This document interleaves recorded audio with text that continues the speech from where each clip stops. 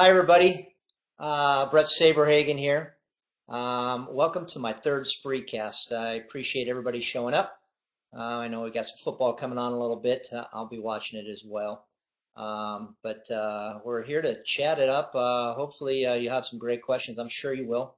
I've already seen a few names that have joined in from my fan page, so it's kind of cool to see a lot of my fans and seeing their names quite a bit. So I get familiar with a lot of you guys. So this is a lot of fun for me. It's a little bit better way to get to know each and every one of you. So we're going to get going in a few seconds with some questions. But first, you can watch the Spreecast without having an account. But if you want to submit questions, you need to have a Spreecast account.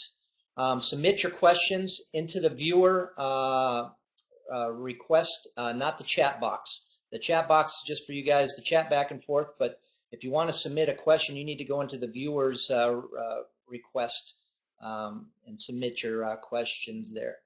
So again, thanks for showing up. We're going to be about 20 minutes long. I'm going to use these little cheaters so I can read some questions, but look forward to chatting it up a little bit. So let's go with the first question. Okay, this is from Kent Burgess. Which Royal pitcher reminds you the most of yourself? Thanks for the question, Kent. You know, a guy that I don't know. I'd have to say Finnegan right now because I know he's a reliever, but young at age, left-handed, but he's come up onto the scene at a young age and he's done very well. So I know Ventura is 23 years old and he's doing very well. But being 21 years old and in the playoffs and performing the way he has, I think that kind of reminds me of myself. It's not the right-handed, left-handed, or the pitches that he throws, but it's that pitching mentality and that youthfulness coming up and coming onto the scene and doing so well so early on. So Kent, great question. Thank you very much. Next question.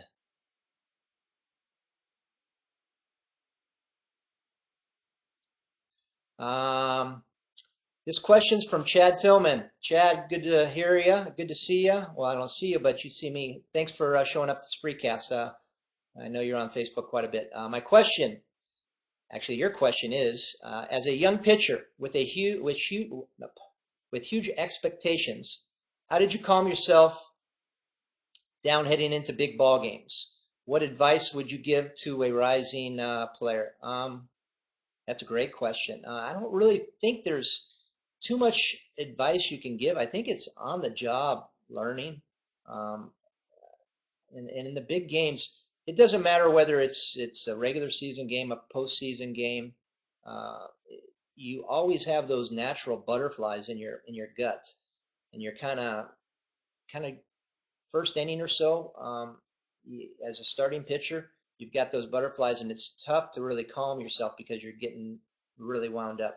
As a reliever, I couldn't tell you how to calm yourself down because I didn't do the relieving thing a whole lot. My first part of my first year, and sparingly here and there when they needed help in the bullpen. But the biggest thing is, and it sounds kind of silly, is just taking deep breaths. I relate it to taking a deep breath before an anxiety pitch. So if you were on the free throw line and you were all tense and you weren't breathing properly and you went to shoot the free throw, you'd probably come up short. If you took a deep breath, relaxed, and let it all out, you can shoot that free throw nice and easy. Same thing pitching.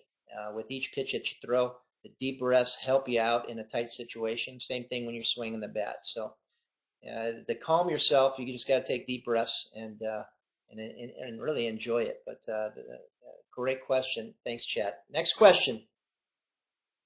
How exciting is the Royals playoff run for you personally? This is from Sports Marketing. Thanks for the question, Sports Marketing. This is a blast. It really is a lot of fun. I didn't go to the first game, the wild card game, which I call a play-in game to the real playoffs. And I kind of wish I'd have been at that game. That's one that yeah, I love to go back and watch and watch and watch. What a great game and a great outcome for the Royals in that particular game. And I really think that's the game that kind of kicked them off onto this winning streak. Having that feeling in the back of their mind that doesn't matter what the score is, what inning it is, we're going to come back and we're going to win this game. They've got the pitching, they've got the speed, they've got the defense. They get a little bit of hitting, which they did that third game. They'll be fine. But it's so much fun. I caught 2 games in Anaheim. I came back to Kansas City for whatever games there were going to be. They shut them down after 3 games. They swept the series. I'll be going to the first 3 games back in Kansas City. I'm not going to Baltimore. But being in Kansas City, it's a lot of fun out here. The fans are just really enjoying this time. It's been 29 years, and they're showing their emotions after that long layoff. So thanks, Sports Marketing, for the question. Next question. Let's see. This is from Sports Marketing as well. Who has been the MVP for the Royals so far in the playoffs? Uh, I don't really think there's any one particular guy. I think if there was one guy so far, it would have to be Hosmer. But this is really, really a tight-knit group of guys, and each and every one of these guys are coming through when they need to. Pitching staff, the bullpen, stealing bases when they have to, playing great defense. Can't say enough about the defense out in center field. It's been spectacular, and also out and right. So it's been a lot of fun to watch. And Moose has hit a couple of home runs. But if there was one particular guy that if I had to give an MVP to right now, it'd probably be Hosmer. He's picked some balls at first base, and he's done a great job over there. So thank you for the question. Next question.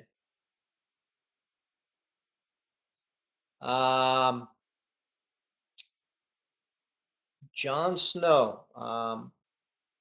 What will it mean for the Royals as a franchise if they win the World Series? I don't know exactly if you could put it into words, but it's been a franchise that has been looking to get to postseason for a long time. I think it will give a lot of the smaller market teams rays of hope. I know that'll be, it's been frustrating for a long time seeing Oakland, the Twins, a few years back getting to postseason a few times, and I think it's be a great thing for Kansas City being so long in between. I know St. Louis just down the road, kind of the same market team, has been there a lot. So this is going to be a fun series to watch and see how they compete after this last series. So thanks for the question. Next question. Which former Royals teammate do you stay in touch with? Well, I kind of stay in contact with a bunch of them. I saw Mark Gubzal the other day here. Saw Jeff Montgomery as well out at the game in Kansas City. I talked to George. I play golf with George. I see Buddy Black. I play golf with him periodically. So I see a lot of the guys, but it's not on a regular basis. And it's always great to reminisce and see these guys. I know there'll be a bunch of us doing a reunion for the fantasy camp baseball out in Arizona in January. So that'll be a lot of fun to go out there and coach the guys that want to go out there and play baseball. So always a good time reminiscing with the guys, especially from that '85 team. So thanks for the question. Next one, what do we got here? What are the Royals' chances of getting to the World Series and winning the whole thing? I think it's just really great. The one thing that you really need is pitching. You need defense. You got to be strong up the middle. The Royals are very strong up the middle, catching, middle infield, center field. Yeah, you've seen a couple games. The first 2 games in Anaheim, they didn't swing the bats all that well, but the pitching kept them in the ball game, especially against an Angel team that had more wins than anybody in baseball.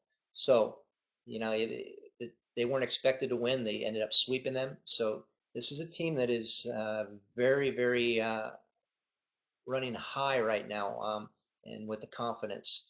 So I foresee them winning this next series against Baltimore and going to the World Series and seeing it would be great to see an I-70 series again, wouldn't it? I think that would be pretty cool. But regardless who they would happen to play, if they get to the World Series, it'll be great. San Fran's a little bit easier for me to get to. So, but although if I came back to Missouri, it'd be just a hop, skip, and a jump to watch those games as well. So I look forward to them winning this series and then going on, and we'll worry about the next one. But I like their chances a lot. Next question. Can you talk a little bit about the Orioles series and what are the difficulties in that series? Well, I think the biggest thing is that they play in a smaller ballpark. So they're a home running hitting team, although the Royals and the Angels were kind of lopsided. Angels had a lot more home runs during the regular season than the Royals did, but the Royals hit as many home runs as the Angels did, and I think they the pitching. I always say good pitching is going to shut down good hitting, and you saw that in that Angels series. So uh, smaller ballpark in Baltimore, they're going to have to pitch their top hitters. Again, they did that well against the Angels' top hitters. But if they start swinging the bats, the Royals, uh, it'll be great. A lot more speed with the Royals, offensively and defensively. They're going to steal some bases, and when you got Billy Butler stealing bases, you know you've got a lot of speed. Thanks for the question. Next one. Um, what do you think about Salvador Perez, and how important was your battery mate when you played? He's huge. It was kind of a scary little moment against the Angels when he got hit in the head in the helmet while he was catching on a backswing by the hitter. Uh, you know, you really need to have that good quality catcher that is on the same program that you are. And what I mean by program is when you're thinking about a pitch, an upcoming pitch, and you throw a certain pitch, and then okay, you set that pitch up. Then instead of having to shake off, once you get in that good groove and that good rhythm with your catcher, you don't have to shake off pitches. The pitch that you want to be called is thrown down there, especially with guys on base later in the ball game. It's so important. My best 2 years that I had professionally were with a veteran guy, Jim Sundberg, who I won a World Series in 1985. The other was with Bob Boone in 1989. So both of them were my Cy Young years. Both of them were veteran catchers that call great games. So, and Salvi is one of those guys that he seems like a great guy to throw to. Jason Varitek was also another great guy to throw to. Just a guy that really concentrated on the pitching, and whether he was hitting or not wasn't the end of the world. He really focused on doing a great job and making sure that the pitcher was in a good rhythm. Thank you for the question. Great question. All right. Let's see. Next question. Based on your experience, what will the Royals players remember most about their playoff run? Oh, you remember, I think, big moments. Those home runs in extra innings in Anaheim, where Moose got the one and Hosmer got the other. Those are the big things you're going to remember. Dyson throwing the guy out at third base, doubling the guy off as he's trying to tag up from second. You remember the big plays that are very meaningful. You might not remember who started which game in the series. You're going to remember your teammates. You're going to remember how you performed as well. But those are the things that you kind of go back on. Of course, like I said, you're always going to remember what you did or what you didn't do. Hopefully, it's what you did do. But great question. I think we got a few more minutes here. Next question. How is your son doing in college? Does he still have dad's stuff? Thanks for the question. Actually, both my boys now have graduated. My younger son, Dalton, graduated from University of Tennessee this last year. So he was a senior last year, graduated. They made it to the SEC tournament for the first time in his 4 years there last year. So he was very excited to finally get it to the SEC tournament. The SEC is so tough, but fun to watch their baseball, fun to watch their football as well. But he had a great time at University of Tennessee. he is now he's getting his real estate license to do commercial real estate in California. Drew is doing well, my older one, who, by the way, will be 29 October 26th, the World Series baby. So time has flown by. Yeah, I think that's right, I was only 21 at the time. So thanks for the question. Next question. What kind of advice can you give a young man like Ventura or Finnegan? Just keep doing what you're doing. I think that's, you know, you try to work with their stuff, and I really like their mechanics. They're not over full max effort guys with their mechanics. Hopefully they'll be around for a long time. They both have good stuff. Completely different pitchers, right-handed, left-handed. Vince throws a lot more breaking balls than more of a curveball than Ventura, more of a hard slider. I'd like to see Ventura. The one thing I'd like to see that change up a little bit more, but both very good pitchers, and they both should be around for a long time, which is good for the Royals. Next question. Do you think the Royals are now set to compete for the long term, or is it only going to happen every 29 years? No, they finally got that good minor league organization. And by the way, congratulations to the Royals on their AAA team winning again this year. This is the second year in a row.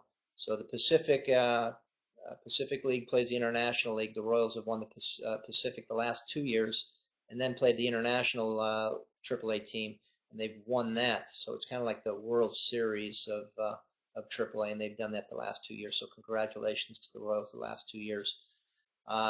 So they're stock. They've got the guys down at the minor leagues. They're doing well down there, and at some point in time they're going to start filtering into the big leagues.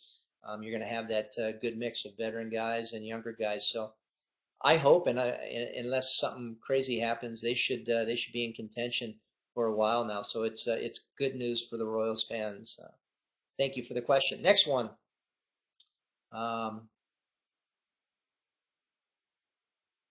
Did you have any superstitions when you played ball?